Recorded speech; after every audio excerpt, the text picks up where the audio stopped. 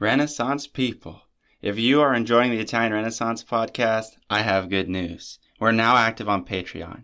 You can show your love for the show by becoming a patron and get access to additional resources, information, and artworks. Better yet, those who join the Renaissance Master or Renaissance Patron tier will get access to at least one additional podcast episode each month. My goal is to ensure that the main podcast remains a free, accessible source for everyone. Become a patron today through the link in the show notes to support the continued production of new episodes and help build and maintain this community. The Italian Renaissance shop is now also active on Etsy, linked in the show notes. Sport our logo or choose from a growing selection of Italian art-inspired designs. Discounts are offered to select Patreon tiers as well. Your support has my immortal gratitude. Now, enjoy the show. Welcome to the Italian Renaissance podcast, where we discuss the culture and art of 15th and 16th century Italy. I'm your host, Lawrence Gianangeli. Andiamo avanti. Hello, Renaissance people. We have quite the task today because we're going to be taking a step away from all of these Bellinis and religious paintings and turn our attention to the architecture in Venice during the Renaissance period, particularly how it manifests on the facades of palaces. There's something very distinct about the look of Venice, and many of the same forces that we see changing conventions in art are likewise changing conventions or influencing the development of architectural style, which ultimately results in a unique Venetian Renaissance architecture that draws influence from mainland Italy. It is a visually astounding city full of colors and domes, arches, unusual facades, really an elaborate mixture of styles and influences. Let's start to unpack that. We have established how the position of Venice at this key location on the Adriatic Sea as part of the Mediterranean means that Venice interacts differently with external cultural input and stimuli. What I mean is that we see a thriving society positioned in the middle ground between the Latin West and the Greek East, and importantly, the Islamic East as well. What is more to that, we know Venice is exchanging goods and ideas with the Netherlands and other civilizations beyond the Alps. If you remember, Giovanni Bellini was referencing Netherlandish oil painting in the 1470s. Of course, from beyond the Alps also came the Gothic style during the high medieval period. Okay, should we reconsider our discussion on Florence and the eventual rejection of the Gothic style, one might expect that similar sentiments would be found in Venice, but that is not the case. Much of how we define late medieval period leading into the Renaissance in Venice is a sort of Byzantine, Veneto, Gothic style, which changes throughout the Quattrocento in light of the developing interest in what is called the all'antica, or the way of the ancients. That means classical Roman revival that was popularized in central Italy. We first have to understand Venetian Gothic before we can look at how larger architectural designs shift to the predominant all'antica style from the mainland. Let us first turn our attention to the Palazzo Ducale, or the Doge's Palace, which frankly merits an entire investigation of its own. But for today, we are going to focus just on the exterior design as it pertains to our topic. Remember, the Doge is this sort of leader in Venice who is elected and does not have monarchical rule. Still, he has a palace. And an interesting feature of Venice is that the term palazzo is not universally applied to architectural spaces that may indeed still be palaces. Any other major family home or estate is simply referred to as ca. right? C-A apostrophe. Then in the name of the house. Like Ca being short for the Italian casa, which means house. So today, in addition to the Palazzo Ducale, we will be talking about the Ca d'Oro, right? The house of gold, and the Ca Vendramin, which is the house of the family Vendramin. Okay? I want us to turn our focus to the design of the facade of the Palazzo Ducale. It has a long history, being constructed as you see it today in phases from the 14th through the 15th century. The building really is a stunning example of Venetian Gothic style, which was expanded under Doge Francesco Foscari beginning in 1424, and the palace, not the style. If we think about these dates, 1424, we already have a Renaissance architectural revival happening in Florence. But we're still holding on to high medieval Gothic that's been changed for Venetian aesthetic. One addition that Doge Foscari adds is the Porta della Carta, which is a massive Gothic portal that connects the Palazzo Ducale to the Basilica of San Marco. Just an aside, remarkably and not very typical, this portal contains a full-figure sculpture of Doge Foscari. If you remember our discussion of Tommaso Rangone, there is some resistance to embellishing structures with your self-image in the public sphere in Renaissance Venice.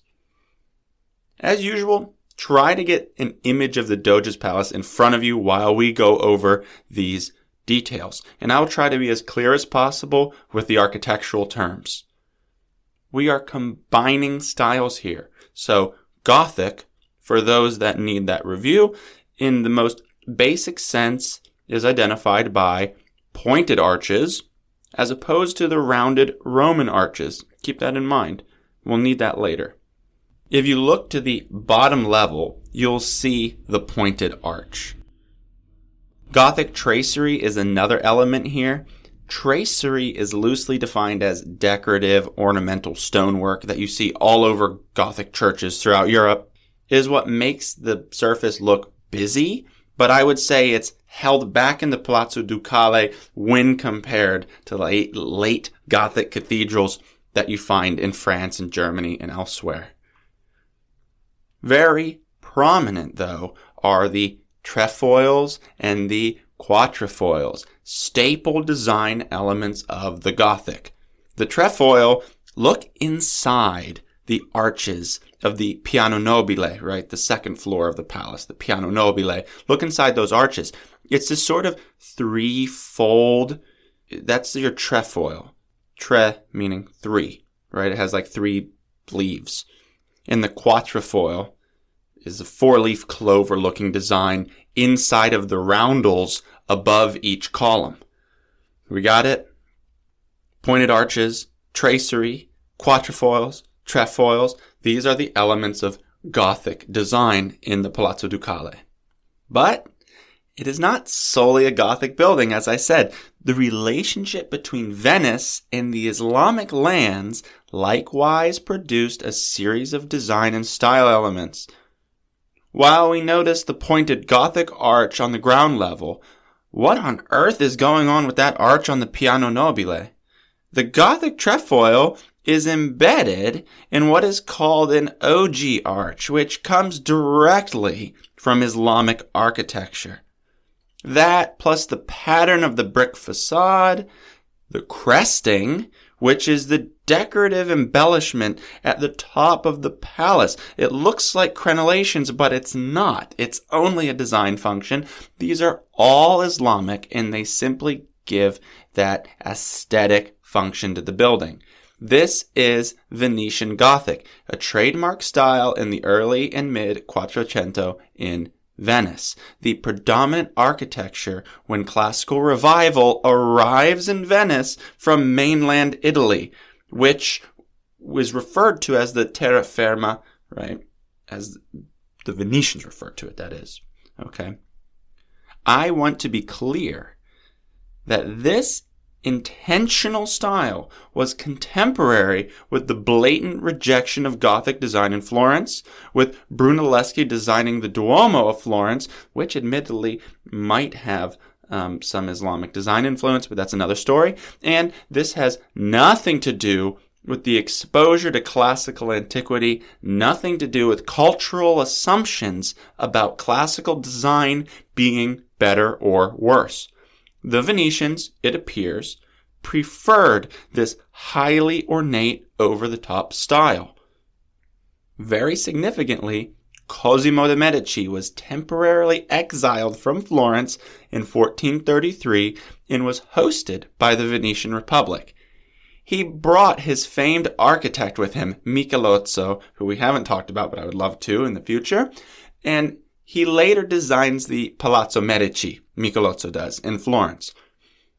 The book, The Art of Renaissance Venice, by Norbert Hughes and Wolfgang Wolters, explains this very complicated exchange of power, money, and artistic style as it related to Venice's early exposure to this all'antica that may have come with Cosimo. They say that, quote, as early as the first half of the 15th century, a number of works were produced in Venice that have a place in the history of Renaissance art. It would nevertheless be mistaken to date the beginning of the Venetian Renaissance in architecture and sculpture earlier than the middle of the century, and traditional styles still had their friends well after 1450, end quote. Are you following me so far? The concept of early Renaissance art is well established in Florence by the 1430s or earlier. And here, a Florentine patron of all'antica style is exiled to Venice and has his architect with him. But they did not have a lasting impact on Venetian architecture yet, even after designing and building there. The paragraph continues that, for example, the commissioning of the Florentine architect and sculptor Michelozzo to build a library for the Benedictine monastery of San Giorgio from 1433 to 1434 was probably an attempt by the patron, Cosimo de' Medici, to demonstrate while in exile in Venice the superiority of his native idiom, end quote. You guys see what's happening here? Among the wealthiest Florentine patrons, with a celebrated Florentine architect, they design presumably what would have been an early Renaissance-style library. It no longer exists, though. But the Venetians are not immediately inspired by what Cosimo and Michelozzo are doing at San Giorgio. What's more, the great Donatello, who is a dear friend of Cosimo de' Medici, sculpted in both Venice and Padua in the 1430s.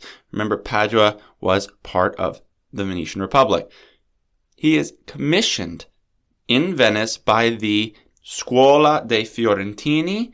Remember what the Venetian scuole are, the confraternities, and this is the one of the Florentines dei Fiorentini. Don't you find it odd that the Florentine confraternity might favor a Florentine artist? Certainly no biased decisions there, right? It's hard to pin down the manner in which Donatello's early all'antica style made a significant impact on the architecture, either in Padua under the Venetian Republic or Venice proper. Let's recall, for example, the integration of sculpture into architecture as we saw in Or San Michele in Florence.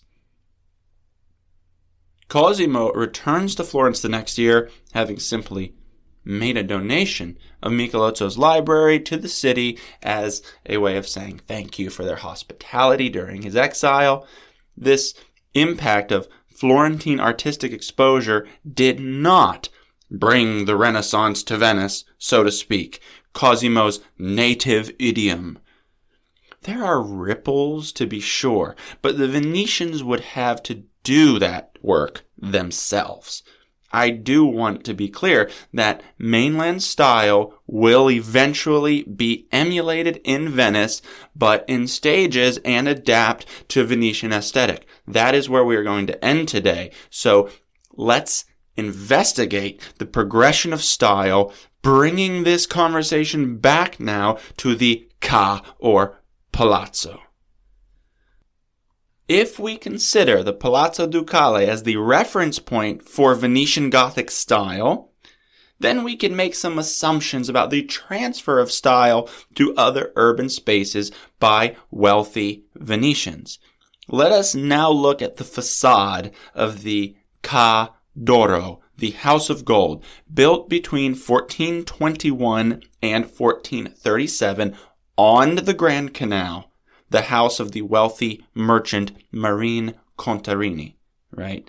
These palaces along the Grand Canal also had a civic purpose. The wealthy patron could effectively beautify the city, being careful to position any luxurious decoration not as the promotion of self or a family name or house, but for the collective benefit of Venice. They also served a practical purpose as storerooms for mercantile goods. The ground level of the palace gave direct access to the canal for the easy movement of those goods. The family living spaces were above on the piano nobile, right, the noble level where the wealthy people do their daily things, right? This structure of the nobleman merchant house was practically standardized in Venice to the point where the Grand Canal in the early 1400s was lined with merchant palaces and the entrances to their family homes that doubled as business headquarters. These houses would have no doubt been in a Veneto-Byzantine or a Venetian Gothic style in the early 1400s. Let's look at the facade of the Ca d'Oro, and you can see this playing out. The lower level has comparatively less decoration. It's more functional. Wider arches allow the loading and unloading of goods.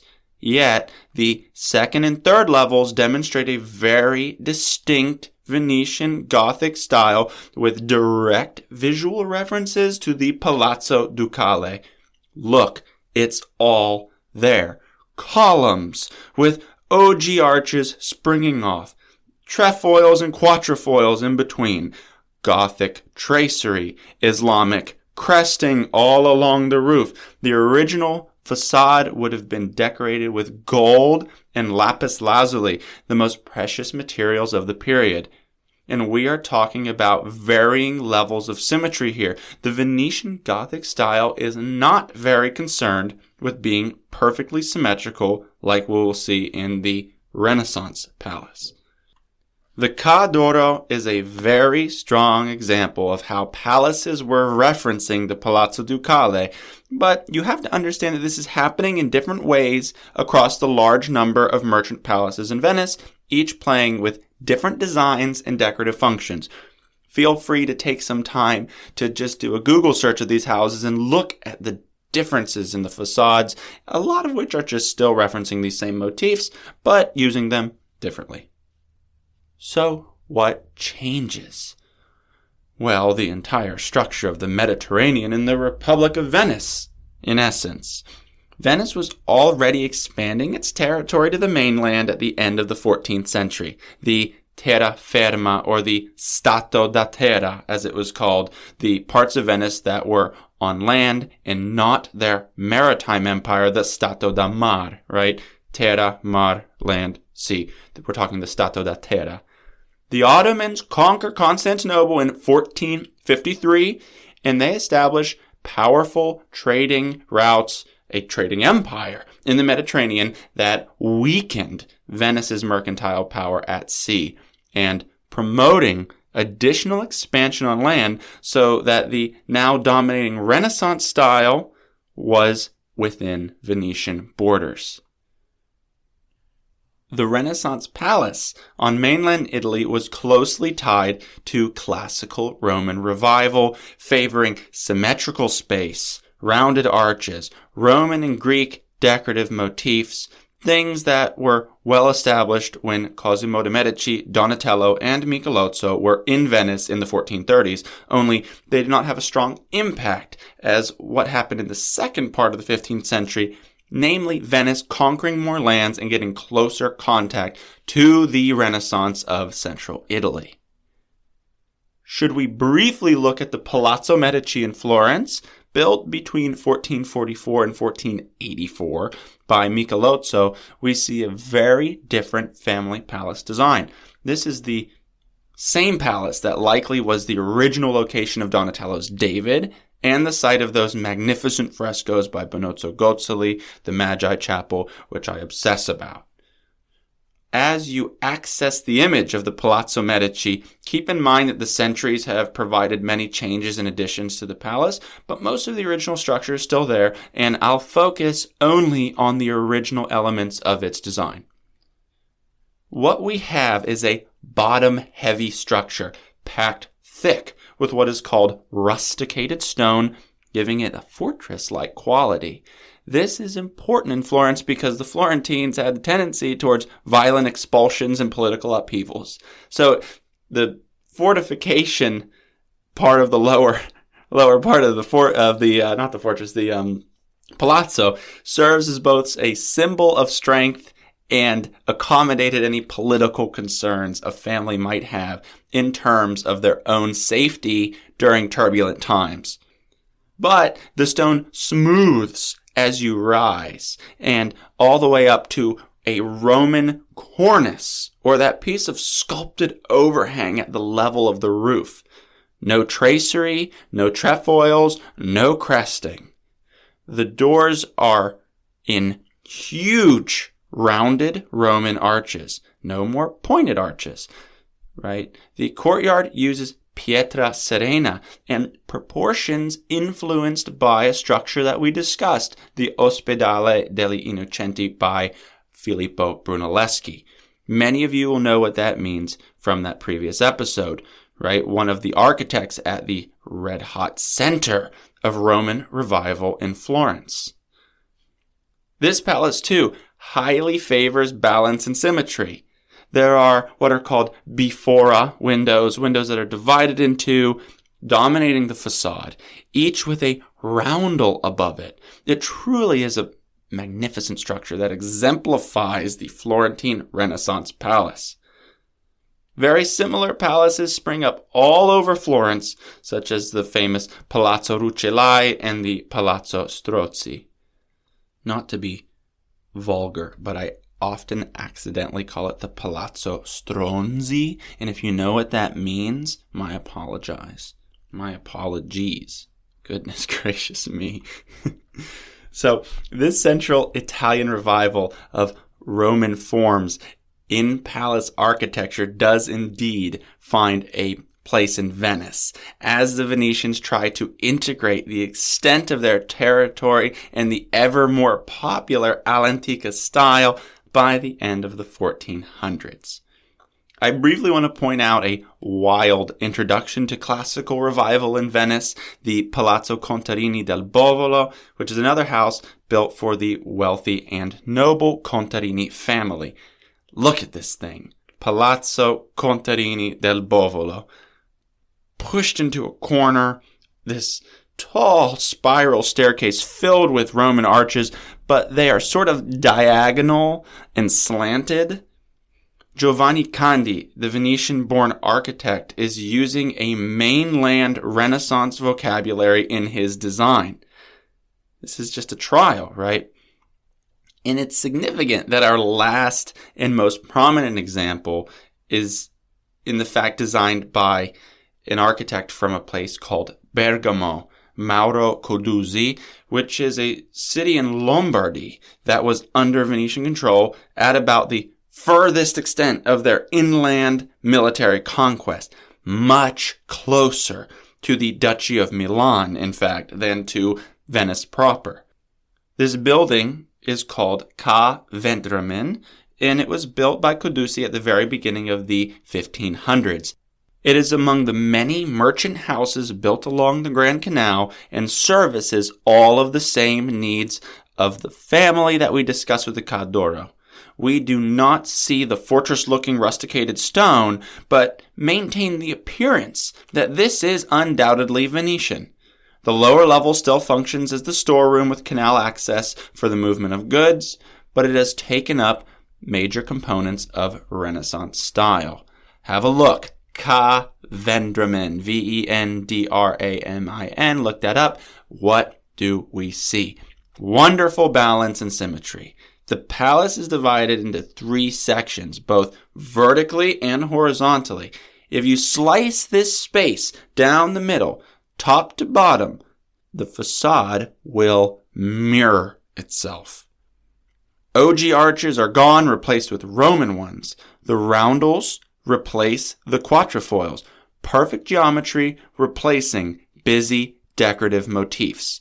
Yet these roundels appear larger to me than to their mainland counterparts. And that's a nod, I believe, to the proportions of the quatrefoils in the Doge's palace. You just leave the roundel, extract the Gothic quatrefoil, and you have this large circular decorative motif that is reduced and simplified. And look at that cornice. Gone is the Islamic cresting, replaced with a cornice, a classical Roman design element that was revived in Florence. Here at Ca Vendramin, the all'antica style has taken the place, fully and effectively, of Venetian Gothic, but it leaves enough so there is still a sense of Venetian familiarity to the facade. Do you see that? Try and look at these palace facades. First the Palazzo Ducale, then the Ca d'Oro, then Palazzo Medici, and the Ca Vendramin, and you will see and witness the wide range of stylistic change and exchange within the structure of the Venetian palace, arriving at a classicized, all'antica Venetian Renaissance palace by the end of the 1400s and the beginning of the 1500s.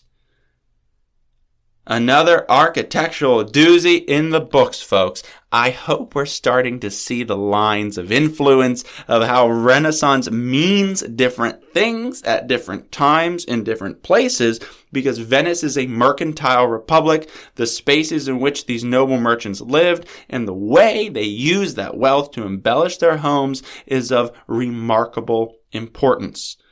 Cultural movements like the Renaissance are driven by people and the forces around them that impact the decisions of their commissions. As always, all of these images will be posted to the Instagram and Facebook, so follow us there, like the page. Please leave the show a review if you are enjoying it. It makes a big difference in getting the word out. For everyone who has contributed to the show, I thank you dearly. If you would like to directly support the show, just check the link in the show notes. Thank you all so much for joining me, and until next time, arrivederci.